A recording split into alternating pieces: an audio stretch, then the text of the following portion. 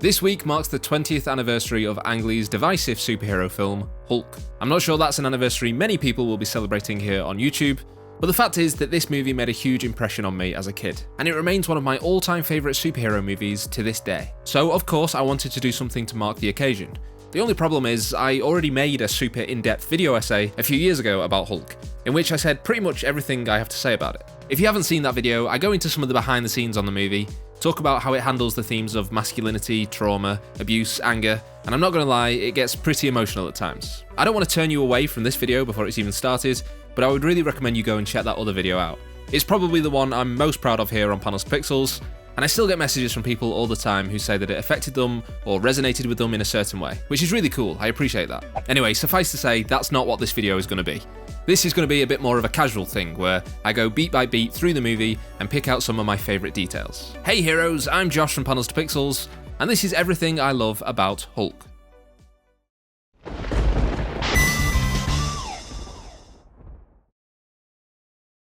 So right off the bat, I really like the way these opening credits are done. Just the way it's shot, the mix of CGI and real-life microbiology, which we'll get to in a little bit. I read that Ang Lee wanted to use a lot of natural science imagery to kind of back up the fantasy science of Marvel Comics. And it was all based on attributes that the Hulk actually has. So you see the starfish with regenerative powers, the jellyfish that turn green, and sea cucumbers that grow thick, hard skin. It's a cool detail. I've also got to talk about the Danny Elfman score, which, it's not on the same level as his Batman or even his Spider-Man score, but this is still a great superhero score.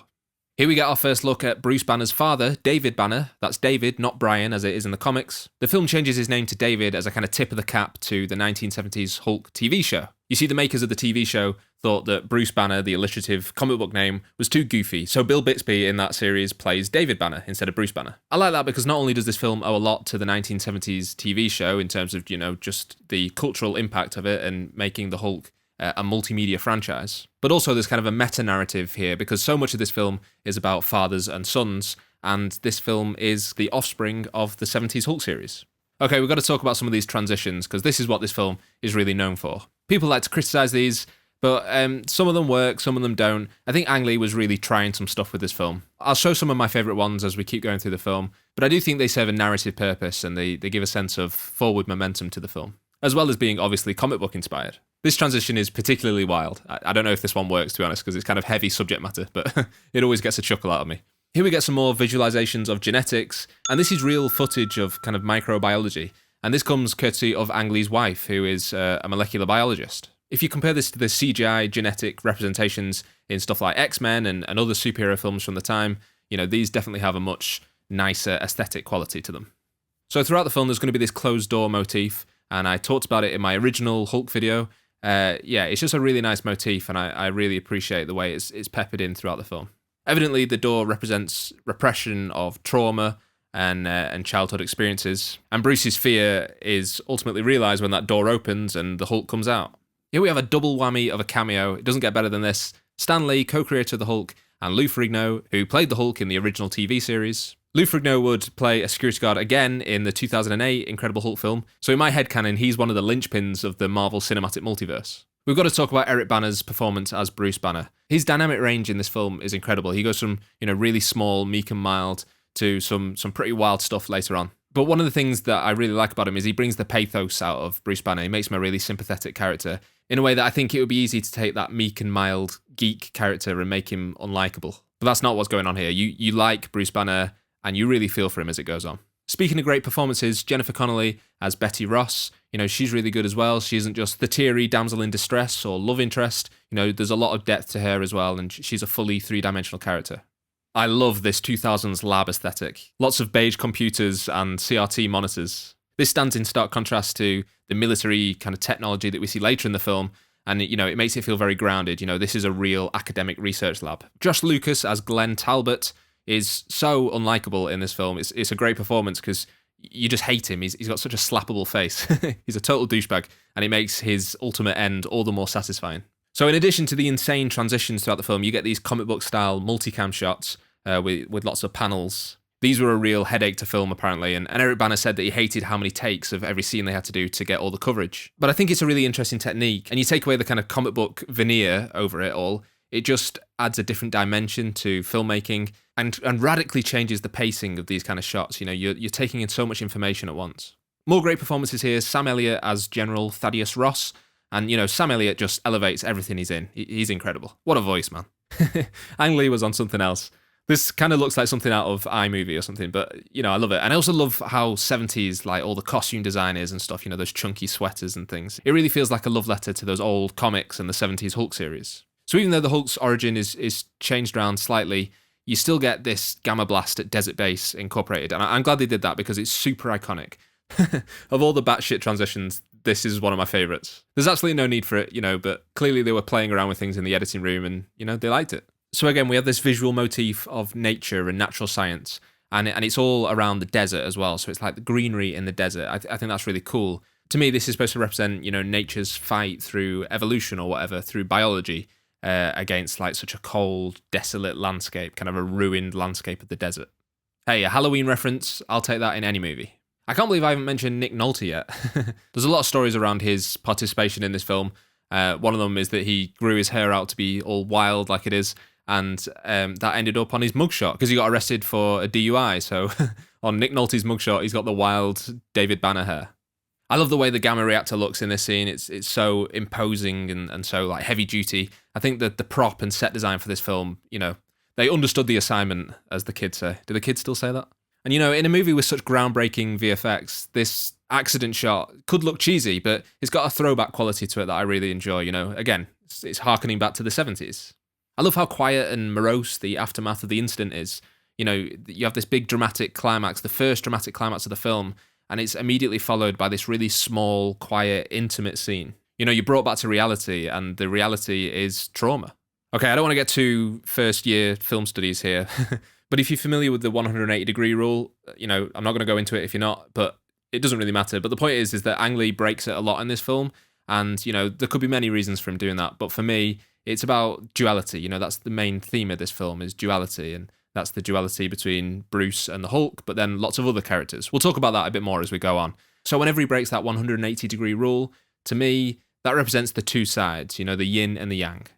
I love this dream sequence shot of the jellyfish in the desert.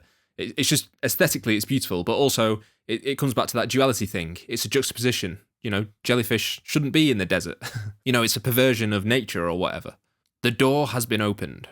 A lot of the nighttime scenes in this film, and particularly this point in the hospital, are lit with this purple cast, and I really love the way this looks. You know, it nods towards the Hulk's iconic color scheme in the comics with the purple pants, but it also adds a sense of surreality or like heightened reality. So like I mentioned earlier, one of the strengths of the transitions is it keeps this forward momentum, and you get all these like little expository scenes weaving in and out that I think if they were cutaways from the main action without any of those quirky transitions, I think it would feel very clunky and it really would, you know, bog the film down. But it works here because it's weaved in and out in a more organic way. I love all these science montages. I'm a big B-roll nerd, and all these like the microns and stuff. It looks really cool. And again, we get purple and green, which references the Hulk's colours. And, you know, there's a whole colour theory around that in the comics as those being like morally ambiguous colours versus the primary blue and red and yellow colours that a lot of superheroes have. But also purple and green are opposites on the colour wheel. So again, we get this theme of juxtaposition and kind of binary oppositions. And as Ang Lee talked about wanting to incorporate into the film, back when the film was being made, the Chinese philosophical concept of the yin and yang. This film is all about duality, and it takes every opportunity to weave those themes in the visual design. Eric Bana does some great face acting here. He really sells the transformation without any VFX. So we're 40 minutes into the film at this point, and we get our first look at the Hulk. You know, Ang Lee's doing the Hitchcock-Spielberg thing of the less you see, the better. And when we do eventually see the Jay Giant in all his glory, he's kind of obscured by the lighting. You know, he's lit like an old monster movie, which evokes Frankenstein and Jekyll and Hyde and all the old monster movies which were the original inspiration behind the character. This zoom cut has always made me laugh. It's goofy, but in the best way possible. Hulk jumps, enough said. I love a good Hulk jump, looks great. We also get the ripped purple pants, you know, we don't need a joke about how goofy they are, it's done tastefully.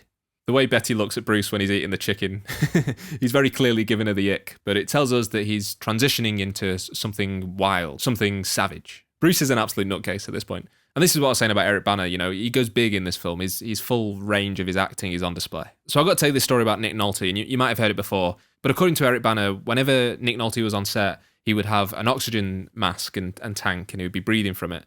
And at one point, he leant into Eric Bana and said, "I don't really need this. It just makes people think you're crazy and they pay attention." If that doesn't tell you everything you need to know about Nick Nolte's approach to this film, I don't know what will.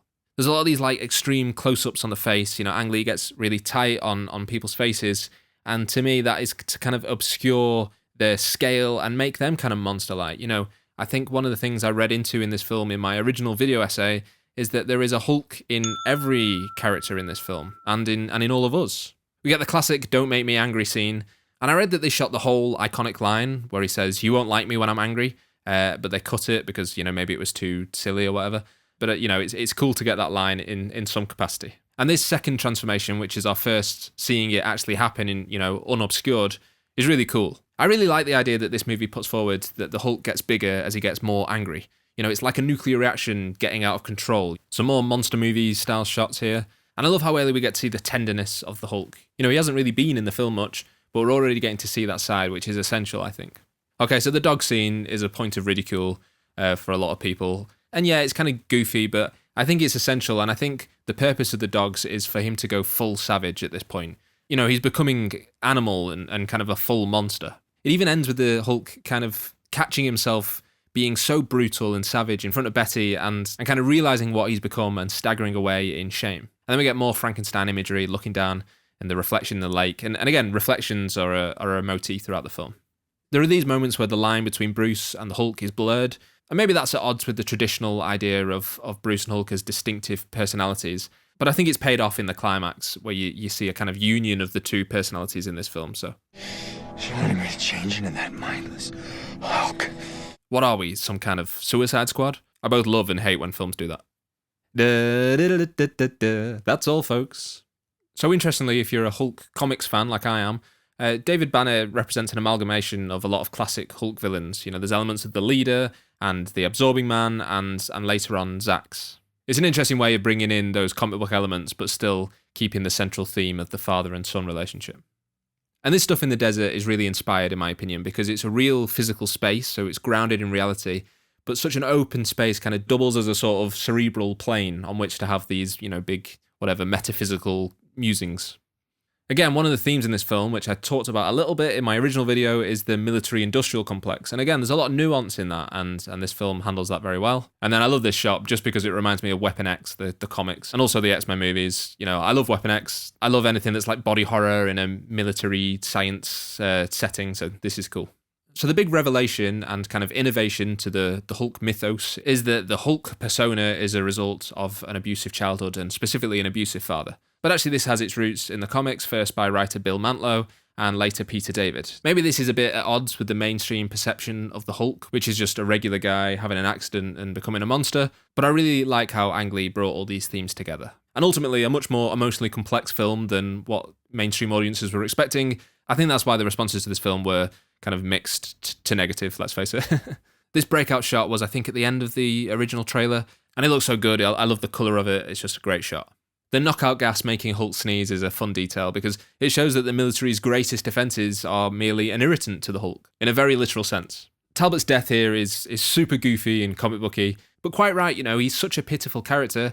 I'm glad he meets such a flippant end. I think these multicam shots, again, are most effective when the scene is frantic because it really accelerates the pace. You're taking in so many things at once on screen, and so for this Hulk breakout scene, you're seeing every perspective, everybody running frantically. And this breakout scene is probably my favourite scene in the movie, seeing the Hulk limitless in this environment. But then immediately you get this moment of quiet reflection. And again, this comes back to the duality of Hulk. Is he this big, aggressive monster, or is he this quiet, quite tender creature who just wants to be left alone? And so in this movie about a big angry monster, the military are the aggressors. And this is nothing new for Hulk storytelling, of course, but it's done very well here. And I think that's a detail that easily could either be misunderstood or misrepresented. You really do sympathise with the Hulk in this film, and I think that is absolutely critical. But even in such a serious movie, you can't pass up an opportunity for some man getting hit by football style slapstick humour.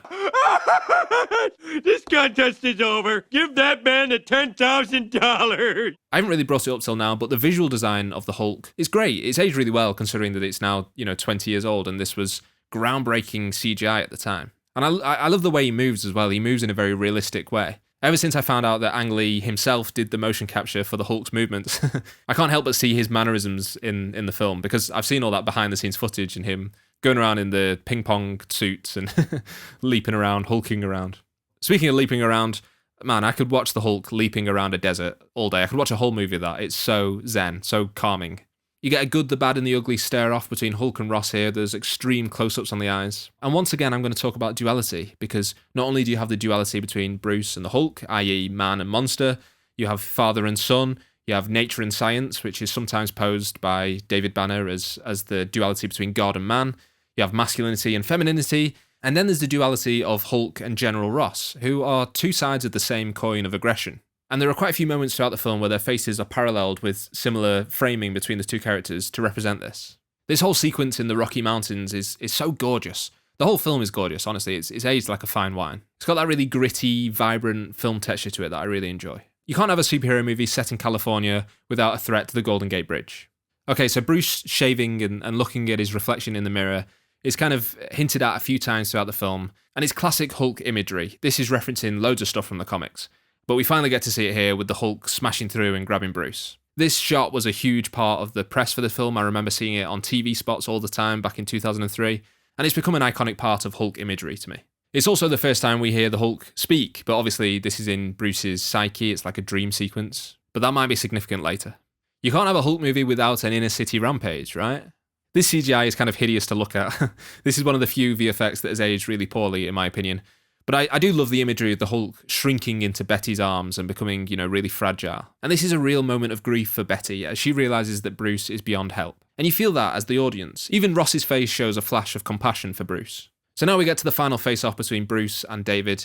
And I love how staged-like this is. Just two chairs lit from above in a kind of infinite black space. It's all very Waiting for Godot. This must have been a dream for these kind of intense actors. They can just completely turn it up to 11 and do the big theatricals. And Nick Nolte goes absolutely ham. He's chewing scenery like you've never seen. So yeah, like I mentioned earlier, David Banner becomes this being of pure electrical energy, which is definitely riffing on Zax from the comics. So this big fight gets so big that it actually becomes kind of abstract. It almost becomes so macro that it becomes micro in a way. The environmental factors are removed and it just becomes a battle of these two psyches. And it all culminates in the Hulk seeing his father reflected in him in the water, which is a blink and you'll miss it detail, but it really ties everything together. And in this moment, he realises that to give in to anger is to let his father win, to become like him.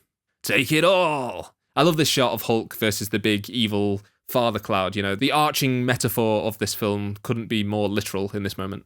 And it's an interesting choice to end this scene with a flashback to a tender moment between Bruce and his father. Why show the main villain of the film being loving? Because he hasn't had a redemption. But I think it actually represents Bruce coming to terms with his relationship with his father, and in turn, his relationship with himself. I think this 1 year later epilogue also tells us a lot about Betty and Ross. Their relationship isn't fully healed, but clearly Ross is remorseful in some way. I think Ross's arc ultimately sees him learning from David Banner's mistakes as a father. And then we end with this scene of Bruce living off the grid as a medical doctor in the Amazon. And this was probably tacked on as sequel bait, but I think it works as a pretty definitive ending for this version of the character. Clearly, his perspective has shifted, he's working altruistically as a doctor, and he seems somewhat in control of the Hulk. Oh, and the last thing I want to mention, I can't play it here, but Set Me Free by Velvet Revolver plays over the end credits, and it's such a banger. What an absolute early 2000s commercial rock bop.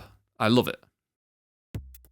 And that's everything I love about Hulk. Thanks for watching this video. Again, I really would recommend going and checking out my original video, and also go and watch this movie if you haven't for a long time. Clearly, I can't say enough good things about it. If you like this video, let me know by leaving a like, let me know down in the comments what you think about this movie, and also don't forget to subscribe to Panels to Pixels, give that bell icon a little ring-a-ding-ding so you never miss out on future uploads, and hey, until next time, stay safe, take care of yourselves, and I'll see you in the next video. Bye-bye.